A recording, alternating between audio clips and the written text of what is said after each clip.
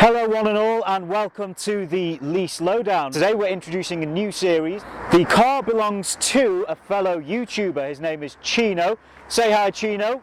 Hi guys. So Chino is looking to update from the 2013 DS5, and he got in touch because he was looking at the different funding options available to him.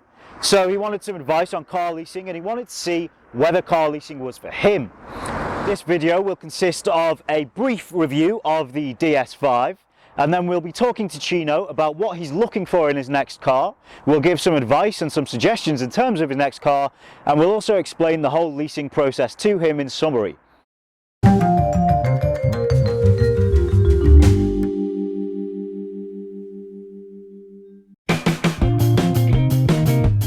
We'll kick this one off with Practicality. With a 465-litre boot, the DS5 soars through the LeaseLowdown bulk bag test. Fold the seats down and you get an extra 820 litres, but be warned, if you go for the hybrid DS5, the boot space shrinks to just 325 litres to make room for the batteries beneath the car. There's plenty of room on the inside as well, with a deep central storage facility, 2 drop-down sections in the roof, and door cubby holes big enough to fit a 2-litre bottle of water. That said, Citroen have failed to include any decent cup holders, which is far from ideal. Thankfully though, they haven't neglected room for the occupants. Head and legroom is more than sufficient in both the front and the rear of the car. In terms of design, I'm sure you will agree that Citroen have done a great job.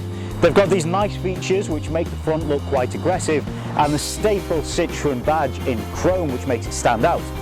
Moving towards the centre of the car, you get this panoramic roof as standard, which contrasts well with the white paint. Speaking of, somehow this paint actually appears satin in certain lighting conditions, which is fantastic and again makes it stand out. And then you've got this really bold line that spans the entire door frame, along with a chrome tip at the bottom. It all comes together smoothly towards the rear end. Now you can see here that it all meets up and the rear end becomes thicker. It's nice and chunky, gives it a nice level of depth, which I really like, again adding to the aggressiveness. And to finish it all off, they've got these nice exhaust pipes in the bumper which tie in really well, and ultimately Citroen, good looking 5-door family hatch. That funky style is reflected on the inside as well. Citroen say that it uses only the best materials and that the cockpit is aviation inspired. And you know what? I can see where they're coming from. Perfectly arranged buttons on the central console, steering wheel and even on the roof make it completely driver focused. Citroen has also thrown in some high-tech features like a reverse camera and heads-up display. So the question, which leads us nicely onto the final category, is, does the DS5 actually fly?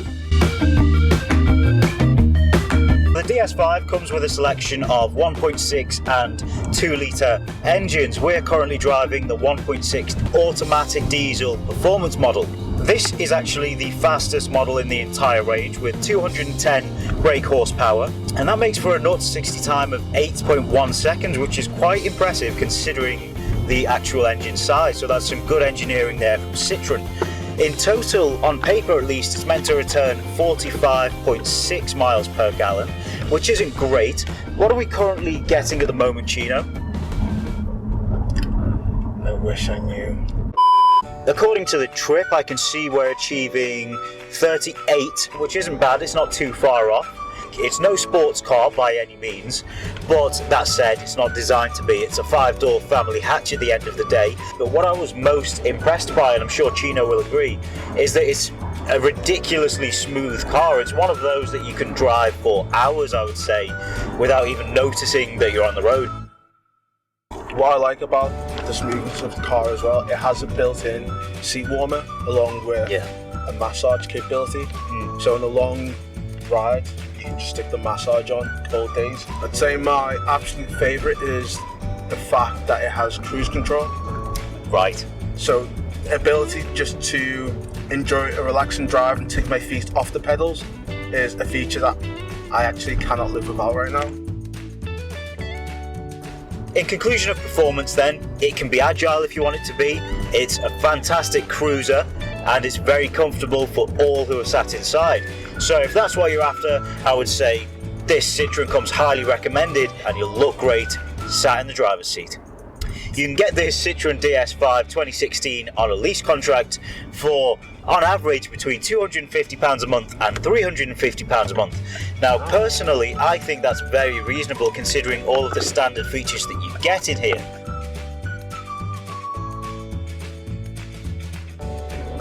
So now we'll move on. We've seen that the DS5 is actually a brilliant car, great value for money, very stylish, great job, Citroen. In terms of car leasing then, Chino, what do you already know? Most I know about car leasing is that you have the car for a certain amount of time and then you end up giving it back. So that's about it really. You pay monthly fee. That's essentially what it is. You can lease a car for 6 months, for 1 year, 2 years, 3 years. The price that you pay per month will vary depending on certain factors like the annual mileage allowance, for example. So you can opt for 8,000 miles per annum, you can opt for 10,000 miles per annum, etc, etc. Is there anything that worries you about car leasing? Is there a reason why you haven't considered it before? See, I don't like the fact that the car isn't technically mine. Right. You know what I mean? Yep, that is, a common issue for most people. In fact, before I started car leasing years ago, that was one of the biggest issues for me. I completely understand where you're coming from. However, once I took that leap and I actually started car leasing, I realized that there were so many benefits to car leasing that I didn't think about before.